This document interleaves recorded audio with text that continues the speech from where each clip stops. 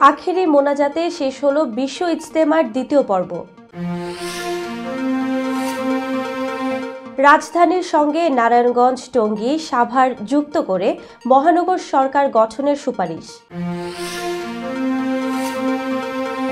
গাজার দখল নেবে আমেরিকা, ফিলিস্তিনিদের এলাকা ছাড়া উচিত ট্রাম্প। জাতিসংঘের মানবাধিকার পরিষদ থেকে সরে যাওয়ার ঘোষণা ট্রাম্পের, স্থগিত থাকছে ফিলিস্তিনি ত্রাণও। সুইডেনের স্কুলে গুলিতে নিহত 10। আধ্যাত্মিক নেতা আগা খান মারা গেছেন। এবং সুমাইয়াকে ধর্ষণ ও হত্যার হুমকি, যা বলছে বাফুফে। আসসালামু আলাইকুম, সবাইকে স্বাগত জানিয়ে শুরু করছি মিলেনিয়াম টিভি ইউএসএ প্রতিদিনের বাংলা সংবাদ। আপনাদের সাথে রয়েছি আমি আতকিয়া দিবা চৌধুরী। দেখছিলেন সংবাদ শিরোনাম, এবারে বিস্তারিত। প্রথমেই বাংলাদেশ প্রসঙ্গ।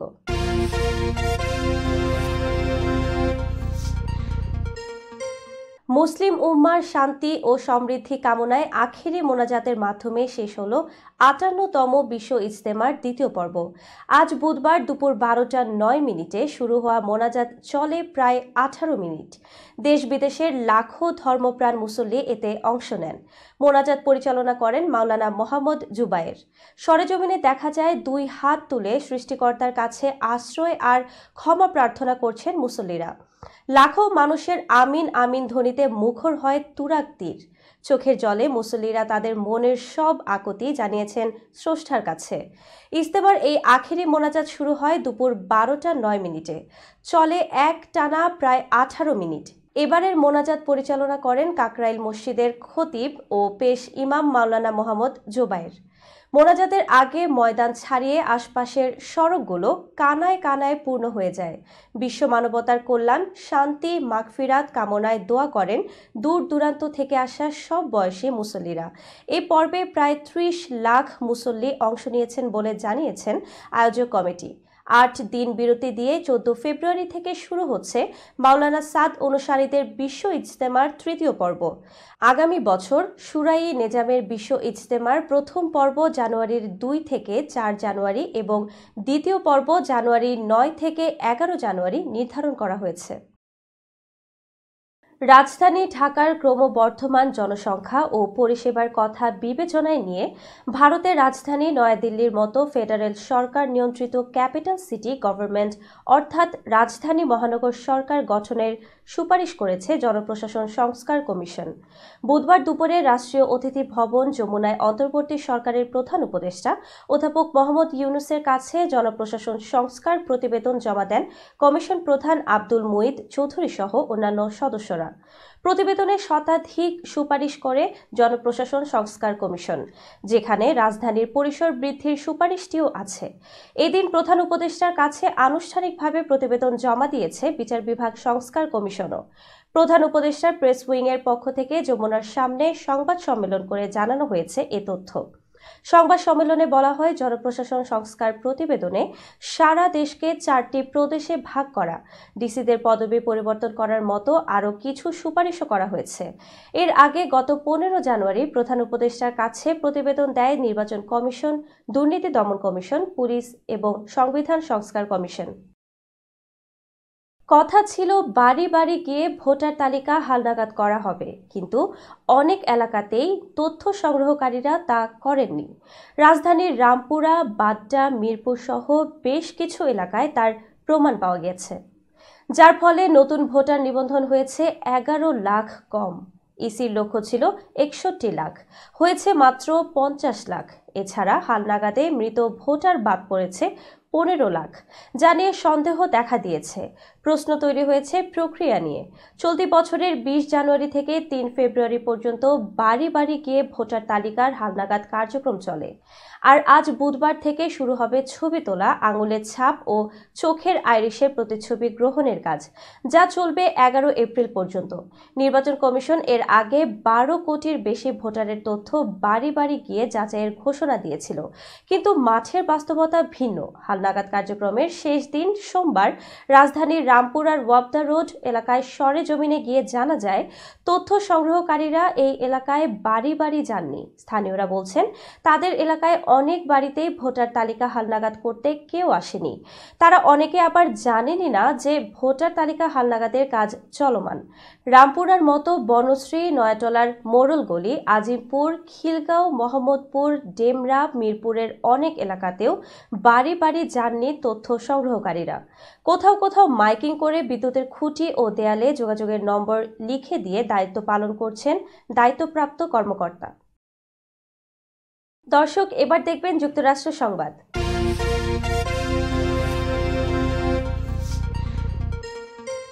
যুদ্ধবিরতি চুক্তি কার্যকর হওয়ার পরপরই ফিলিস্তিনের গাজা উপত্যকা থেকে বাসিন্দাদের অন্য দেশে পাঠানোর পরিকল্পনার কথা বলেছিলেন মার্কিন প্রেসিডেন্ট ডোনাল্ড ট্রাম্প।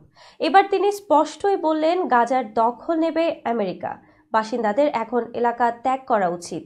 স্থানীয় সময় মঙ্গলবার ইসরায়েলের প্রধানমন্ত্রী বেনিয়ামিন নেতানিয়াহুর সঙ্গে এক যৌথ সংবাদ সম্মেলনে এসব কথা বলেন ট্রাম্প। এর আগে ওয়াশিংটন ডিসিতে ডোনাল্ড ট্রাম্পের সঙ্গে দেখা করেন নেতানিয়াহু। গত রোববার বিকেলে আমেরিকায় পৌঁছান তিনি। সিএনএন এক প্রতিবেদনে এ তথ্য জানিয়েছে। প্রতিবেদন বলছে, ট্রাম্প আগেই বলেছিলেন তিনি মনে করেন না গাজায় ফিলিস্তিনিদের জন্য কোনো স্থায়ী ভবিষ্যৎ আছে। এবার এ নিয়ে আরও স্পষ্ট বার্তা দিলেন তিনি।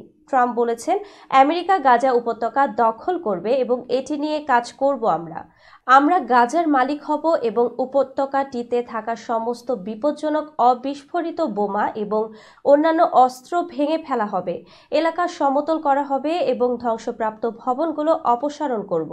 গাজার নিরাপত্তা শূন্যতা পূরণের জন্য তিনি মার্কিন সেনা পাঠাতে ইচ্ছুক কিনা জানতে চাইলে ট্রাম্প তা উড়িয়ে দেননি। তিনি বলেন, গাজার ক্ষেত্রে আমরা যা প্রয়োজন তা করব। যদি প্রয়োজন হয় আমরা তা করব। আমরা এলাকাটি দখলে নিয়ে উন্নয়ন করতে যাচ্ছি। ট্রাম্প বলেন, আমি একটি দীর্ঘমেয়াদী মালিকানার অবস্থান দেখতে পাচ্ছি এবং আমি দেখতে পাচ্ছি এটি মধ্যপ্রাচ্যের সেই অংশে, এমনকি সম্ভবত সমগ্র মধ্যপ্রাচ্যেও দুর্দান্ত স্থিতিশীলতা বয়ে আনবে। তিনি বলেন, এটি হালকাভাবে নেয়া কোনো সিদ্ধান্ত না। আমি যাদের সাথে কথা বলেছি তারা সবাই এই ধারণাটি পছন্দ করে যে মার্কিন যুক্তরাষ্ট্র সেই জমির মালিক হবে, উন্নয়ন করবে এবং হাজার হাজার কর্মসংস্থান তৈরি করবে, যা দুর্দান্ত হবে। জাতিসংঘের মানবাধিকার পরিষদ থেকে যুক্তরাষ্ট্রকে বের করে নেয়ার ঘোষণা দিয়েছেন মার্কিন প্রেসিডেন্ট ডোনাল্ড ট্রাম্প। পাশাপাশি ফিলিস্তিনি শরণার্থীদের সহায়তায় কাজ করা জাতিসংঘের UNRW এর জন্য বরাদ্দ চালু না করার কথা জানান ট্রাম্প। যুক্তরাষ্ট্রে সফররত ইসরায়েলের প্রধানমন্ত্রী বেনিয়ামিন নেতানিয়াহুর সঙ্গে গতকাল মঙ্গলবার সাক্ষাৎ শেষে ট্রাম্প এ ঘোষণা দেন। যুক্তরাষ্ট্রের সাবেক প্রেসিডেন্ট জো বাইডেন গত বছর জাতিসংঘের জেনেভা ভিত্তিক মানবাধিকার পরিষদ থেকে সরে গিয়েছিল। এছাড়া ইসরায়েলের অভিযোগের পর ফিলিস্তিনি শরণার্থীদের সহায়তায় কাজ করা সংস্থা UNRW এর জন্য তহবিল পাঠানো বন্ধ করে দেয় দেশটি। 2023 সালের 7 অক্টোবর ইসরায়েলে হামলা চালায় ফিলিস্তিনের স্বাধীনতাকামী সংগঠন হামাস। এরপর UNRW এর বিরুদ্ধে হামাস নেতাদের আশ্রয়ের অভিযোগ করে ইসরায়েল। তবে UNRW এই অভিযোগ অস্বীকার করে আসছে। দর্শক, মিলেনিয়াম টিভি ইউএস এর প্রতিদিনের বাংলা সংবাদের এ পর্যায়ে ছোট্ট একটি বিরতি, সঙ্গেই থাকুন। হোয়াইট প্লেন্স রোডে পার্কচেস্টার জামে মসজিদের পাশে অবস্থিত আফতাব ফুড মার্কেটে পাবেন বাংলাদেশ থেকে আমদানি করা সেরা মানের গ্রোসারি এবং তাজা মাছ, মাংস সহ আরো অনেক কিছু, সবই এক ছাদের নিচে। আমরা দিচ্ছি সাশ্রয়ী দামে তাজা এবং স্বাস্থ্যসম্মত পণ্য ও সর্বোচ্চ গ্রাহক সেবা। প্রতিবার কেনাকাটার সময় আপনি ফিরে আসবেন আরো বেশি সন্তুষ্টি নিয়ে। শাকসবজি থেকে মশলা, চাল থেকে দৈনন্দিন প্রয়োজনীয় জিনিস সবই রয়েছে আমাদের স্টকে। আপনার কেনাকাটা দ্রুত, সহজ এবং আরামদায়ক করতে আমাদের প্রাণবন্ত কর্মীরা সব সময় আছে আপনার পাশে। আজই আসুন আফতাব ফুড মার্কেটে। আফতাব ফুড মার্কেট, প্রতিদিনের কেনাকাটার জন্য এক বিশ্বস্ত নাম। আমাদের ঠিকানা 1209 white plains road, Bronx, New York 10472। Aftab grocery and halal meat supermarket. Contact person Shahjahan Shafiq. Telephone number 7188631516। Cell number 929-280-6741।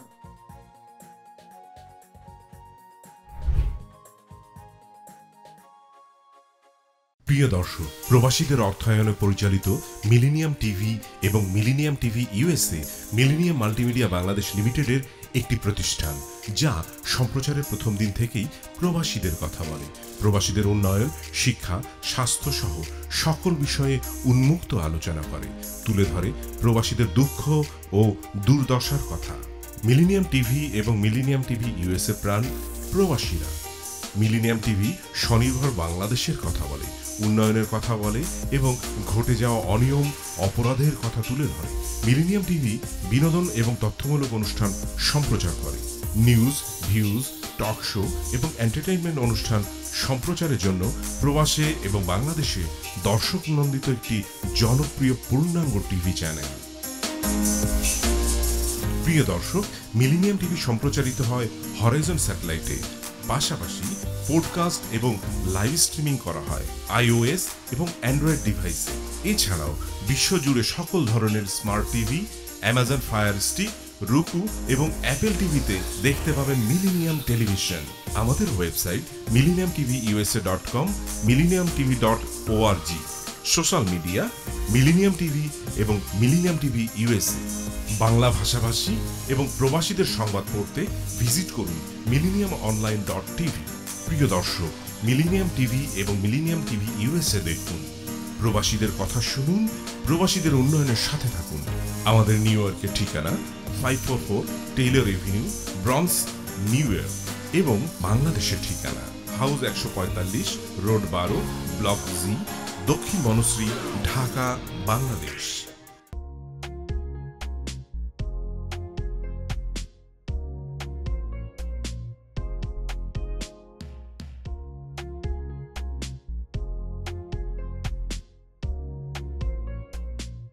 কি ব্যাপার, অমন মূর্তির মতো করে দাঁড়িয়ে আছো কেন?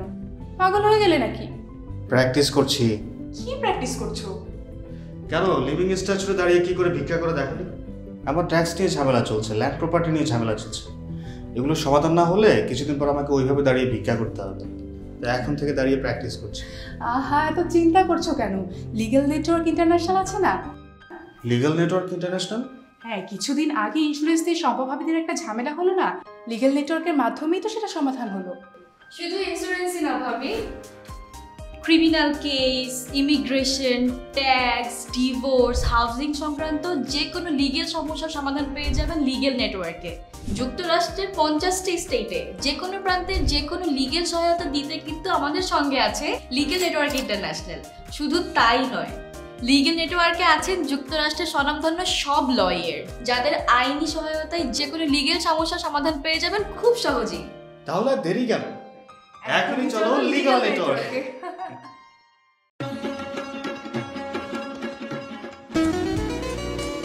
আমার কথা একটা, ইমিগ্রেন্ট এল্ডার হোম কেয়ার। বয়স যাই হোক, আপনিও আপনার প্রিয়জনকে সেবা দিতে পারেন উপার্জন ঠিক রেখে। শুধু পিতামাতা আর শ্বশুর শাশুড়ি নয়, আপনার ছেলে মেয়ে এমনকি প্রতিবেশী আত্মীয় স্বজনদের সেবা দিয়ে সর্বোচ্চ অর্থ উপার্জন করতে পারেন।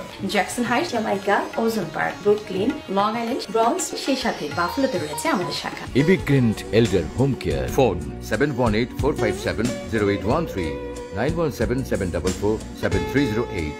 আমরা ইমিগ্রেন্ট এল্ডার হোম কেয়ার, আমরাই সর্বোচ্চ পেমেন্ট করে থাকি।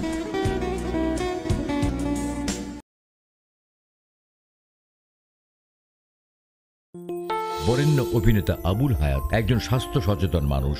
একদিন শুটিং এ হঠাৎ অসুস্থ হয়ে হতাশায় ভোগেন। সবাই ব্যস্ত, এখন আমার সেবা করবে কে? কেন? নিউ ইয়র্কে গোল্ডেন এজ হোম কেয়ার আছে না, আপনাদের হতাশা দুশ্চিন্তা দূর করে সুস্থ করে তোলে যাদের অঙ্গীকার। সঠিক সময়ে সঠিক সেবা দেওয়ার বিশ্বস্ত প্রতিষ্ঠানের নাম golden age home care. Golden age home care নিউ ইয়র্কবাসীর পূর্ণ আস্থার জায়গা। দর্শক, আবারও স্বাগত মিলেনিয়াম টিভি ইউএসএ প্রতিদিনের বাংলা সংবাদে। দর্শক, এবার দেখবেন আন্তর্জাতিক সংবাদ।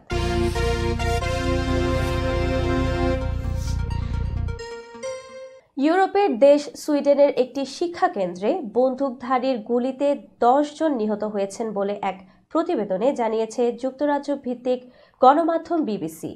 এক প্রতিবেদনে ব্রিটিশ সংবাদ মাধ্যমটি জানায়, স্থানীয় সময় মঙ্গলবার দুপুরে রাজধানী স্টকহোমের 200 কিলোমিটার পশ্চিমে ওরেব্রো শহরে এই ঘটনা ঘটে। স্থানীয় পুলিশ বিবিসিকে জানিয়েছে, স্কুল ক্যাম্পাসে গুলির ঘটনায় 10 জনের মতো নিহত হয়েছেন। নিহতদের মধ্যে বন্দুকধারীও রয়েছেন। তিনি একাই এই ঘটনা ঘটিয়েছেন বলে ধারণা করা হচ্ছে, তবে এই গুলির ঘটনার উদ্দেশ্য স্পষ্ট হয়নি। বিবিসির প্রতিবেদনে বলা হয়, হামলার শিকার শিক্ষাকেন্দ্রটি সাধারণ শিক্ষার্থীদের জন্য নয়। যারা সময় মতো প্রাথমিক বা মাধ্যমিক শিক্ষা শেষ করতে পারেননি এমন বয়স্ক লোকজনই মূলত এই শিক্ষাকেন্দ্রে পড়াশোনা করেন। সুইডিশ পুলিশ প্রথমে এই ঘটনাকে হত্যাচেষ্টা, অগ্নিসংযোগ এবং অস্ত্র সংক্রান্ত গুরুতর অপরাধ বলে মন্তব্য করেছিল এবং নিরাপত্তার খাতিরে আশেপাশের শিক্ষা প্রতিষ্ঠানগুলোর শিক্ষার্থীদের বাইরে বের হতে নিষেধ করে। পরে পরিস্থিতি স্বাভাবিক হলে স্কুলগুলো খালি করা হয়।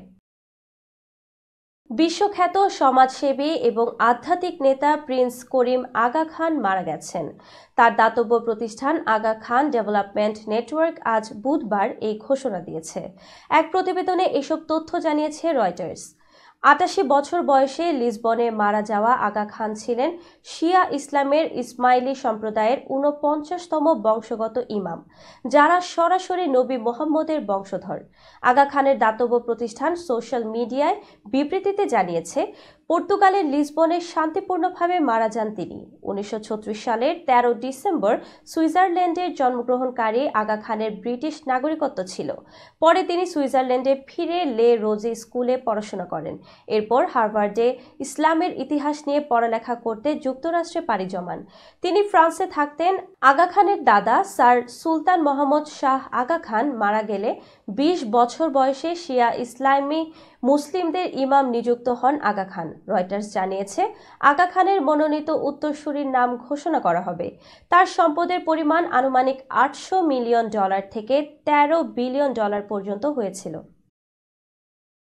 গাজায় যুদ্ধে আহতদের চিকিৎসা এবং গাজার শিক্ষার্থীদের উচ্চশিক্ষায় জাপান নতুন পদক্ষেপ নিয়েছে বলে জানিয়েছেন দেশটির প্রধানমন্ত্রী শিগেরু ইশিবা। আনাদোলু এজেন্সির প্রতিবেদনে বলা হয়েছে, জাপানের প্রধানমন্ত্রী শিগেরু ইশিবা বলেছেন, তার সরকার গাজা উপত্যকার ফিলিস্তিনিদের জাপানে চিকিৎসা সহায়তা দেওয়ার কথা বিবেচনা করছে। তিনি বলেন, গাজায় অসুস্থ বা আহত ব্যক্তিদের জাপানে আনার উপায় খুঁজে বের করার জন্য আমরা চেষ্টা করছি। তিনি আরও বলেন, জাপানি বিশ্ববিদ্যালয়গুলিতে ফিলিস্তিনি শিক্ষার্থীদের পড়াশোনার জন্য একটি বিশেষ কর্মসূচি চালু করার চেষ্টা করবে জাপান। এছাড়া গত মাসে মালয়েশিয়া সফরের সময় ইশিবা বলেছিলেন, তার দেশ ফিলিস্তিনিদের উন্নয়নে সহায়তা করবে। পরে মালয়েশিয়ার প্রধানমন্ত্রী আনোয়ার ইব্রাহিম জানান, তার সরকার 2023 সালের অক্টোবর থেকে ইসরায়েলের গণহত্যার যুদ্ধে ধ্বংসপ্রাপ্ত গাজায় হাসপাতাল, স্কুল এবং মসজিদ পুনর্নির্মাণের জন্য জাপানের সাথে মিলে একটি তহবিল গঠন করবে। ভারতের পশ্চিমবঙ্গ রাজ্যের কলকাতার নেতাজি সুভাষচন্দ্র বসু আন্তর্জাতিক বিমানবন্দরে অগ্নিকাণ্ডের ঘটনা ঘটেছে। স্থানীয় সময় বুধবার সকালের দিকে বিমানবন্দরের একটি অংশে নির্মাণ কাজ চলাকালীন এই অগ্নিকাণ্ড ঘটে। ভারতীয় সংবাদ মাধ্যম জানিয়েছে, নেতাজি সুভাষচন্দ্র বসু আন্তর্জাতিক বিমানবন্দরের কনভেয়র বেল্টের কাছে অগ্নিকাণ্ড ঘটেছে। সেখানে নির্মাণ শ্রমিকরা ঝালাইয়ের কাজ করছিলেন। এমন সময় ফুলকি থেকে আগুন ধরে যায়। অগ্নিকাণ্ডে তাৎক্ষণিকভাবে হতাহতের কোনো খবর পাওয়া যায়নি। আরেকটি সূত্র জানিয়েছে, ঝালাইয়ের কাজ চলাকালীন বিমানবন্দরের একটি ফ্লেক্সে আগুন ধরে যায়। এই আগুন বিমানবন্দরের কিছু অংশে ছড়িয়ে পড়ে। এ সময় টেলিফোনে দমকল বাহিনীকে আগুনের ঘটনা জানানো হয়। এই ঘটনায় বিমানবন্দরে ব্যাপক আতঙ্ক ছড়িয়ে পড়ে। তবে নির্মাণ শ্রমিকদের কয়েক মিনিটের চেষ্টায় আগুন নিয়ন্ত্রণে এসেছে। বিমানবন্দর সূত্র বলছে, বিমানবন্দরের আবর্জনা ফেলার স্থানেও আগুন ছড়িয়ে পড়েছিল। তবে এতে বিমানবন্দরে বিমানের উড্ডয়ন অবতরণে কোনো ব্যাঘাত ঘটেনি। বুধবার থেকে কলকাতায় বিশ্ব বঙ্গ বাণিজ্য সম্মেলন শুরু হওয়ার কথা রয়েছে। এই সম্মেলনে বিশ্বের 40টি দেশের 200 জন প্রতিনিধি সহ 5000-এর বেশি অতিথি অংশ নেবেন। ইতিমধ্যে অতিথিদের অনেকেই কলকাতায় পৌঁছাতে শুরু করেছেন। বিজিবিএস-এর অতিথিদের আগমনের মাঝেই বিমানবন্দরে অগ্নিকাণ্ড সেখানে উদ্বেগ তৈরি করেছে। দর্শক, মিলেনিয়াম টিভি ইউএসের প্রতিদিনের বাংলা সংবাদের এই পর্যায়ে ছোট্ট একটি বিরতি, সঙ্গেই থাকুন। হোয়াইট প্লেন্স রোডে পার্কচেস্টার জামে মসজিদের পাশে অবস্থিত আস্থা ফুড মার্কেটে পাবেন বাংলাদেশ থেকে আমদানি করা সেরা মানের গ্রোসারি এবং তাজা মাছ মাংস সহ আরো অনেক কিছু, সবই এক ছাদের নিচে। আমরা দিচ্ছি সাশ্রয়ী দামে তাজা এবং স্বাস্থ্যসম্মত পণ্য ও সর্বোচ্চ গ্রাহক সেবা। প্রতিবার কেনাকাটার সময় আপনি ফিরে আসবেন আরো বেশি সন্তুষ্টি নিয়ে। শাকসবজি থেকে মশলা, চাল থেকে দৈনন্দিন প্রয়োজনীয় জিনিস সবই রয়েছে আমাদের স্টকে। আপনার কেনাকাটা দ্রুত, সহজ এবং আরামদায়ক করতে আমাদের প্রাণবন্ত কর্মীরা সব সময় আছে আপনার পাশে। আজই আসুন আস্থা ফুড মার্কেটে। আস্থা ফুড মার্কেট, প্রতিদিনের কেনাকাটার জন্য এক বিশ্বস্ত নাম। আমাদের ঠিকানা 1209 white plains road, Bronx, New York 10472। Aftab grocery and halal meat supermarket. Contact person Shahjahan Shafiq. Telephone number 7188631516। Cell number 9292846741।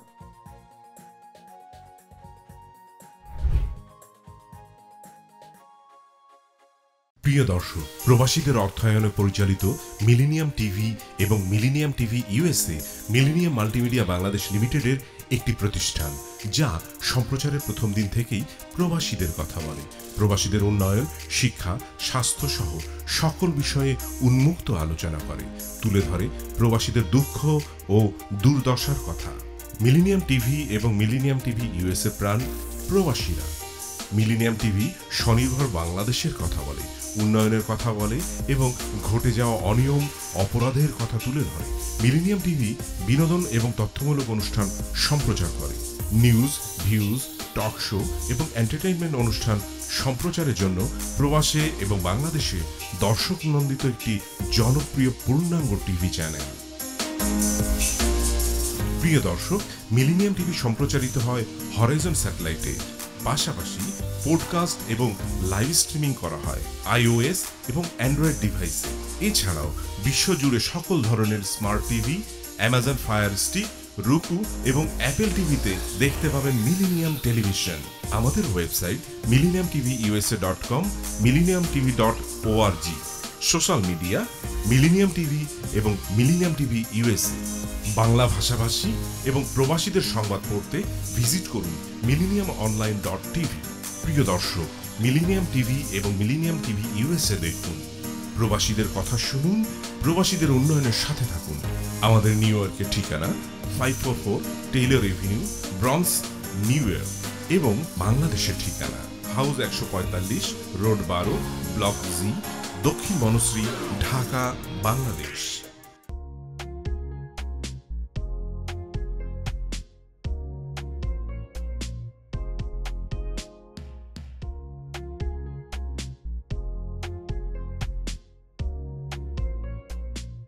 কি ব্যাপার, অমন মূর্তির মতো করে দাঁড়িয়ে আছো কেন?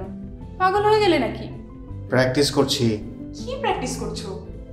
কেন লিভিং স্ট্রাকচারে দাঁড়িয়ে কি করে ভিক্ষা করে দেখনি? আমার ট্যাক্স নিয়ে ঝামেলা চলছে, ল্যান্ড প্রপার্টি নিয়ে ঝামেলা চলছে। এগুলো সমাধান না হলে কিছুদিন পর আমাকে ওইভাবে দাঁড়িয়ে ভিক্ষা করতে হবে। তাই এখন থেকে দাঁড়িয়ে প্র্যাকটিস করছি। আহা, এত চিন্তা করছো কেন? লিগ্যাল নেটওয়ার্ক ইন্টারন্যাশনাল আছে না? Legal network international? হ্যাঁ, কিছুদিন আগে ইন্স্যুরেন্স দিয়ে সম্পভাবীদের একটা ঝামেলা হলো না, লিগ্যাল নেটওয়ার্কের মাধ্যমেই তো সেটা সমাধান হলো। শুধু ইন্স্যুরেন্সই না ভাবি, criminal case, immigration, tax, divorce, housing সংক্রান্ত যে কোনো লিগেল সমস্যার সমাধান পেয়ে যাবেন লিগেল নেটওয়ার্কে। যুক্তরাষ্ট্রের 50টি স্টেটে যে কোনো প্রান্তে যে কোনো লিগেল সহায়তা দিতে কিন্তু আমাদের সঙ্গে আছে লিগেল নেটওয়ার্ক ইন্টারন্যাশনাল। শুধু তাই নয়, লিগেল নেটওয়ার্কে আছেন যুক্তরাষ্ট্রের স্বনামধন্য সব লয়ার, যাদের আইনি সহায়তায় যে কোনো লিগেল সমস্যার সমাধান পেয়ে যাবেন খুব সহজেই। তাহলে দেরি কেন? এখনই চলো লিগ্যাল নেটওয়ার্কে।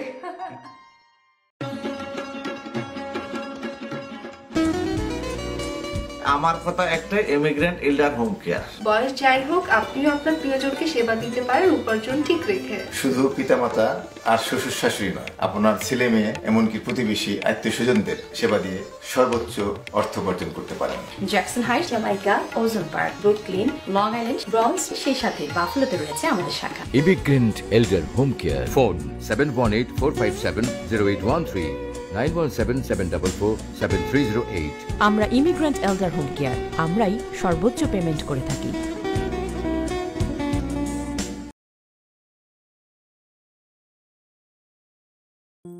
বরেণ্য অভিনেতা আবুল হায়াত একজন স্বাস্থ্য সচেতন মানুষ। একদিন শুটিংয়ে হঠাৎ অসুস্থ হয়ে হতাশায় ভোগেন। সবাই ব্যস্ত, এখন আমার সেবা করবে কে? কেন? নিউ ইয়র্কে গোল্ডেন এইজ হোম কেয়ার আছে না, আপনাদের হতাশা দুশ্চিন্তা দূর করে সুস্থ করে তোলে যাদের অঙ্গীকার। সঠিক সময়ে সঠিক সেবা দেওয়ার বিশ্বস্ত প্রতিষ্ঠানের নাম golden age home care. Golden age home care নিউ ইয়র্কবাসীর পূর্ণ আস্থার জায়গা। দর্শক, আবারও স্বাগত মিলেনিয়াম টিভি ইউএসএ প্রতিদিনের বাংলা সংবাদে। দর্শক, এবার দেখবেন প্রতিনিধি সংবাদ।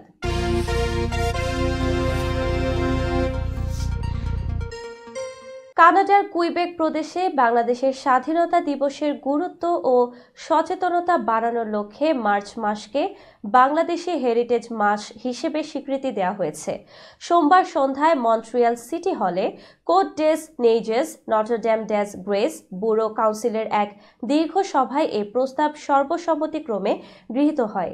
বাংলাদেশি কমিউনিটির পক্ষে এই প্রস্তাবটি উপস্থাপন করেন স্নোডন এলাকার সিটি কাউন্সিলর সানি মরজ। প্রস্তাবটি সমর্থন করেন ব্যুরো মেয়র ম্যাডাম গ্রাসিয়া কসোকি কাছাওয়া এবং তা সর্বসম্মতিক্রমে পাশ হয়। উল্লেখযোগ্য বিষয় হল, টরন্টোর পর এবার মন্ট্রিয়ালেও প্রথমবারের মতো মার্চ মাসকে বাংলাদেশি হেরিটেজ মাস হিসেবে স্বীকৃতি দেওয়া হলো। এত বড় স্বীকৃতি অর্জনে বাংলাদেশি কমিউনিটির উল্লেখযোগ্য ভূমিকা রয়েছে। সভায় সিটি কাউন্সিলের পক্ষ থেকে আমন্ত্রিত হয়ে উপস্থিত ছিলেন Bangladesh socio culture forum Canada এর প্রতিনিধি দল। দলে ছিলেন সংগঠনের সভাপতি আশিস বড়ুয়া, সাধারণ সম্পাদক বেলাল হাসান এবং সদস্য সোহেল মিয়া, মুফতি ফারুক, শাহ আলী লিটন ও মোহাম্মদ ওয়াহিদুর রহমান। এই স্বীকৃতি বাংলাদেশি সংস্কৃতি ও ঐতিহ্যকে কানাডার মূল ধারায় তুলে ধরার এক অনন্য অর্জন হিসেবে দেখছেন কমিউনিটির নেতারা। দর্শক, এবার দেখবেন বিনোদন সংবাদ।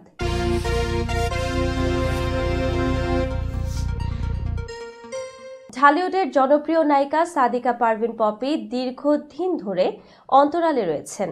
একাধিক জাতীয় চলচ্চিত্র পুরস্কার প্রাপ্ত এই অভিনেত্রী হঠাৎই নিজেকে শোবিজ দুনিয়া থেকে সরিয়ে নেন। গুঞ্জন রয়েছে তিনি গোপনে বিয়ে করে সংসারী হয়েছেন এবং তার একটি সন্তানও রয়েছে। সম্প্রতি পারিবারিক জমি দখলের অভিযোগে ফের আলোচনায় এসেছেন পপি। তার ছোট বোন ফিরোজা পারভিন অভিযোগ করে খুলনার সোনাডাঙ্গা থানায় একটি সাধারণ ডায়েরি করেছেন। অভিযোগে বলা হয়, পপি তার স্বামী আদনান উদ্দিন কামাল সহ কয়েকজনকে নিয়ে পারিবারিক জমি দখলের চেষ্টা করেন এবং বাধা দিলে পরিবারের সদস্যদের হুমকি দেন। এ বিষয়ে পপি দাবি করেছেন তিনি ওই 6 কাঠা জমি চাচা ও বাবার কাছ থেকে নিজের উপার্জিত টাকা দিয়ে কিনেছেন, কিন্তু পরিবারের কিছু সদস্য তাকে সেটি ভোগ করতে দিচ্ছেন না। তিনি বলেন, আমার টাকায় পুরো পরিবার চলেছে, এখন আমার সম্পত্তি নিয়ে তারা সমস্যা তৈরি করছে। পারিবারিক বিরোধের কেন্দ্রবিন্দুতে রয়েছে 11 কাঠা জমি, যার 5 কাঠা আগেই পপি নিজের নামে লিখিয়ে নিয়েছেন। বাকি অংশের নিয়ন্ত্রণ নিয়েও মতবিরোধ চলছে। 1997 সালে আমার ঘর আমার বেহেশত সিনেমার মাধ্যমে চলচ্চিত্রে আসা পপি কুলি সিনেমার মাধ্যমে জনপ্রিয়তা পান। অভিনয় থেকে দূরে থাকলেও জমি সংক্রান্ত এই বিতর্ক তাকে নতুন করে আলোচনায় এনেছে। দর্শক, এবার দেখবেন খেলার সংবাদ।